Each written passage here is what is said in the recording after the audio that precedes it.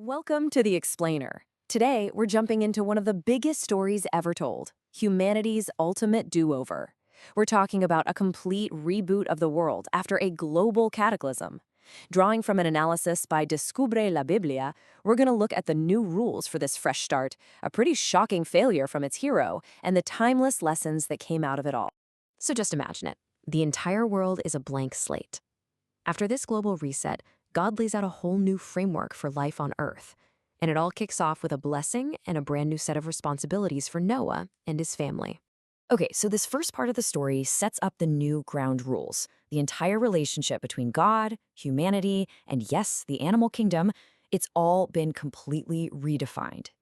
God gives Noah and his family two main jobs. First, you've got the original command, go and repopulate the Earth.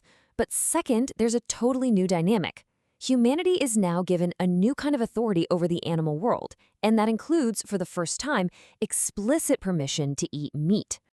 Now, this new permission, it came with a huge catch.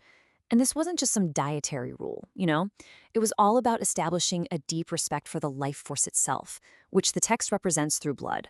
It's a powerful reminder that even with all this new authority, life itself is sacred. The reasoning behind the ultimate law against murder, that's what's so incredible here.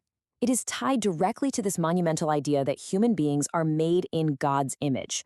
So, to destroy a human life isn't just a crime, it's like defacing the very image of the Creator. And to make sure this new era has a foundation of security, God makes things official with a formal covenant. This isn't just a casual suggestion.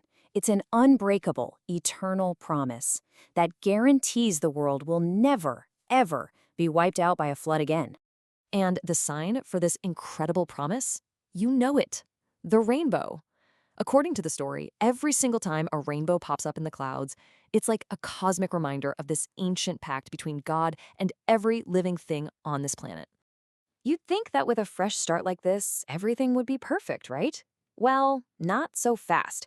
This perfect new beginning gets complicated almost immediately by, you guessed it, human failure.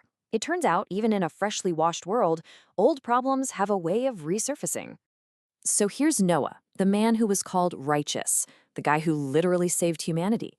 And in this new time of peace and abundance, he kind of falls victim to his own success. He plants a vineyard, makes some wine, and just completely succumbs to excess. But the really crucial part of the story is how his sons react. It's like night and day. Check out the two columns here. On the left, you've got Ham. He sees his father's vulnerability, and instead of helping, he goes and publicizes his shame. But then look at Shem and Japheth on the right.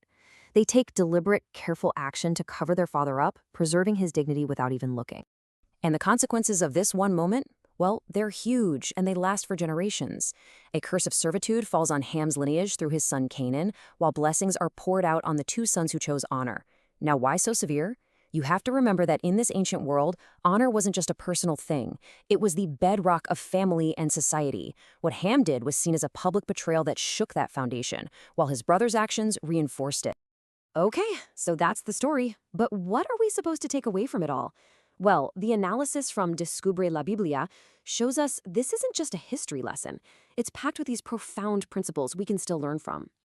Let's break down the three big discoveries that this analysis highlights.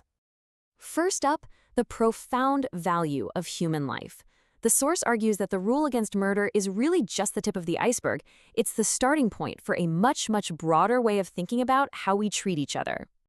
To really get this, we have to look at the original language.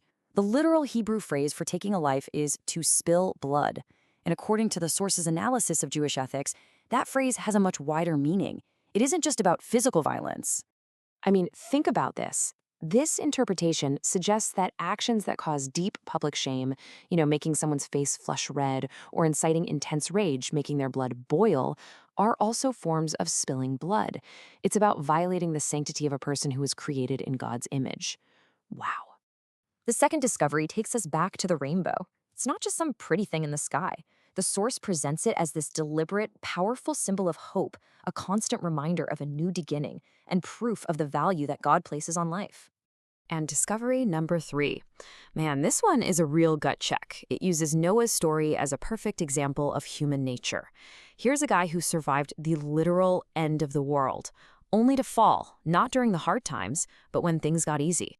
And that's the whole point, isn't it? The source argues that our biggest tests of character often show up when everything is going great. It's the danger of the small oversight. When we're comfortable and things are calm, one little lapse in judgment can lead to absolutely devastating consequences for us and for the people who come after us. So what does this ancient story and this deep analysis actually mean for us right now in our lives?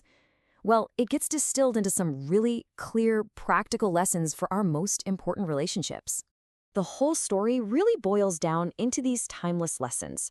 For parents, Noah's story is a pretty sobering reminder that the job of being a role model, it never really ends. But for children, the lesson is maybe even more profound.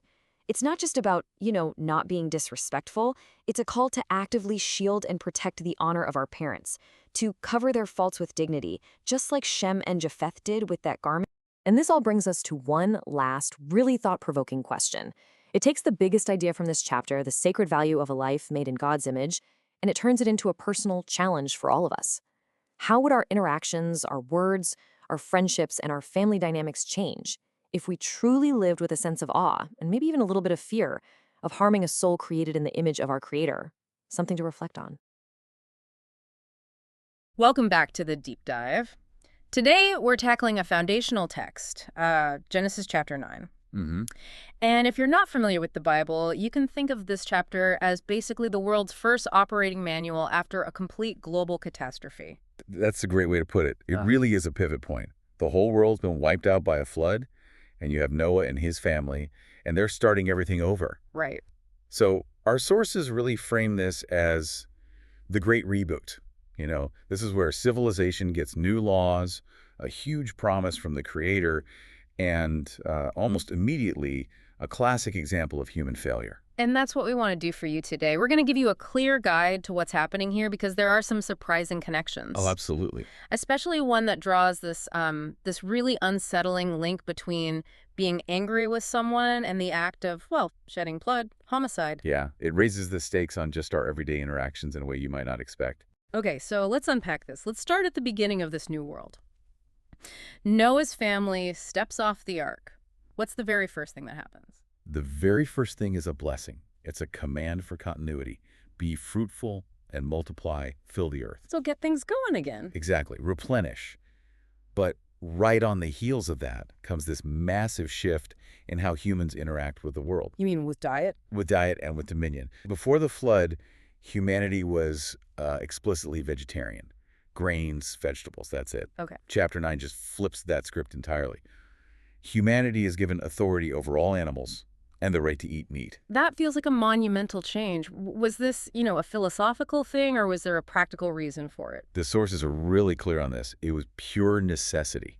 I mean, think about it. The earth has just been scoured clean. You can't just plant crops and wait months for them to grow. Right, you'd starve. You'd starve. So this allowance to eat meat was, at its core, a survival strategy for a post-apocalyptic world. Makes sense. So this new permission to take animal life, it wasn't a free-for-all, was it? There was a limit, a restriction. A very strict one. And it's the first real law we see. The rule is, you must not eat meat with its life. That is, its blood. And that's not just a dietary tip. No, not at all. It's an ethical rule. It's about forbidding cruelty. You can't consume part of an animal while it's still alive. The blood is seen as containing the life force, so it has to be respected. It's a boundary. A boundary of respect. And that leads directly into the real heart of the chapter, doesn't it? The sacred value of human life. Yes. The sources really stress this contrast. Animal life is under human authority, but human life, that belongs only to the Creator. And that's where we get that foundational law about homicide. Exactly. If someone takes a human life, the life of that person will also be taken by human hands, for God made human beings in His own image. That's the core principle. Okay, so that raises the big question, right? If the killer is also made in that same sacred image, how can the law justify taking their life? Doesn't that sort of contradict the whole idea? It's a great question, and the ancient commentary tackles it head on. The idea is that the act of murder is so profound, it's not just ending a life. It's more than that. It's an act of rebellion that, in a sense, shatters the sanctity of life itself. By destroying a life made in God's image, the killer is seen as having broken that image within themselves. So they forfeit the protection that comes with it. They forfeit that protection. Yeah. The punishment is society's way of acknowledging that this profound breach has occurred. It's about restoring a kind of cosmic balance. That clarifies it. And this brings us to what I think is the most insightful twist in the chapter, the whole concept of shedding blood. It's not just about physical murder. No, this is where it gets really interesting. Some of the ancient scholars connect the physical act to emotional and spiritual damage. How so? Well, the idea of shedding blood is linked to what happens when you cause someone intense shame or rage.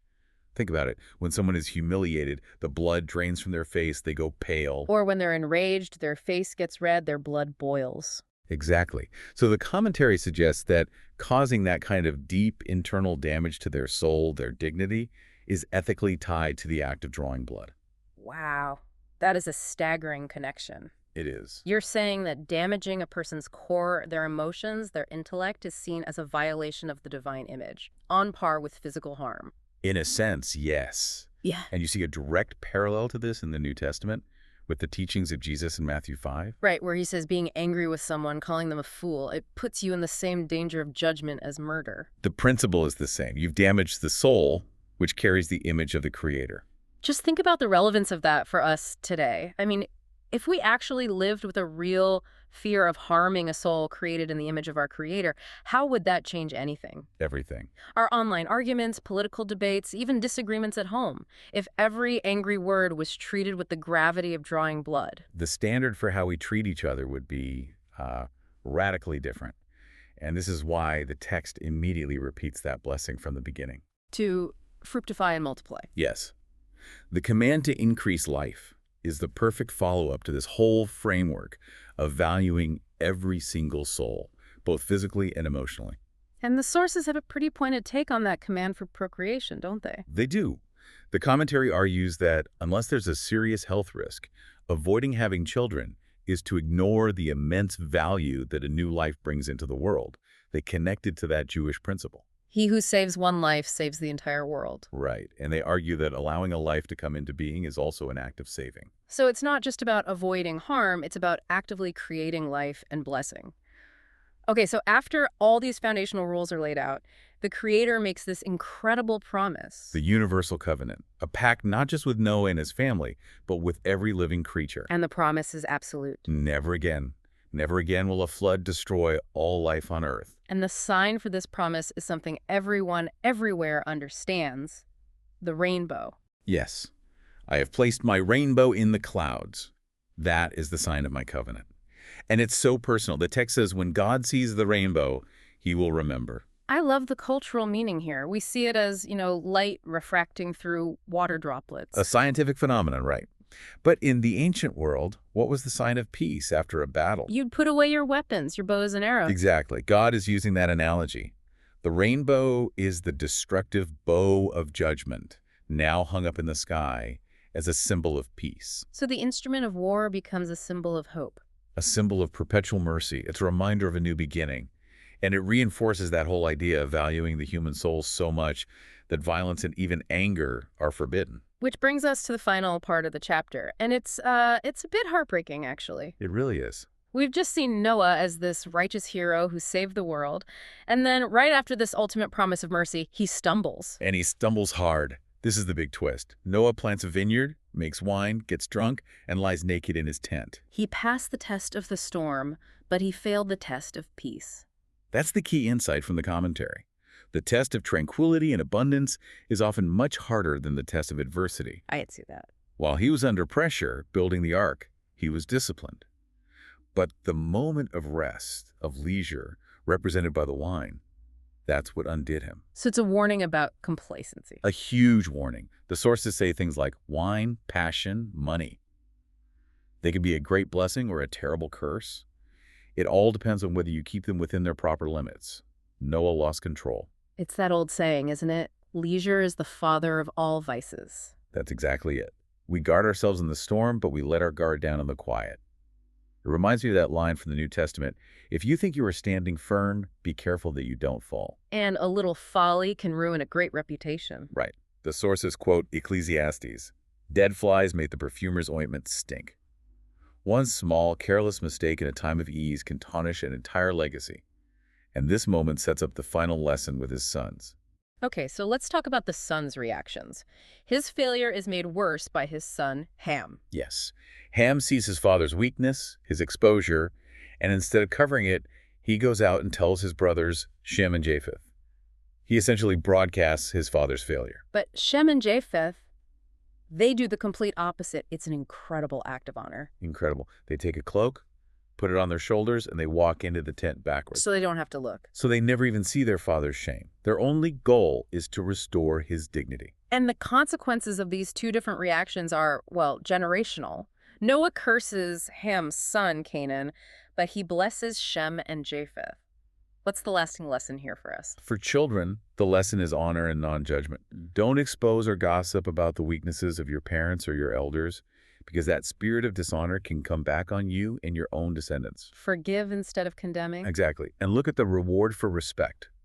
The commentary connects Shem's descendants to the Hebrew language, which carried the divine revelation. And Japheth? Japheth, whose name relates to beauty, is linked to the Greek culture, which embellished and spread that message to the world. But the legacy of Ham and Canaan is tied to perversion and disorder. So honor brings revelation, dishonor brings decay. That's the moral, plain and simple.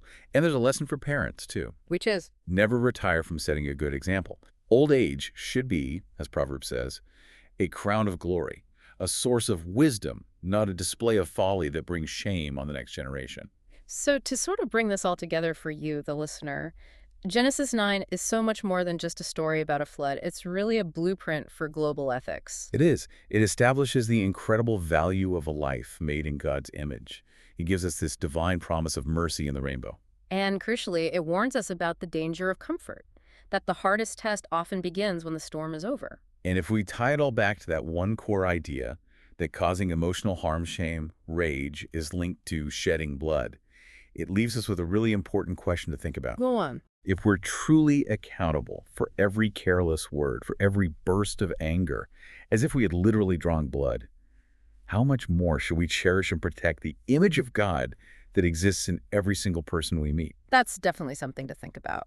That's all for this deep dive. We'll see you next time.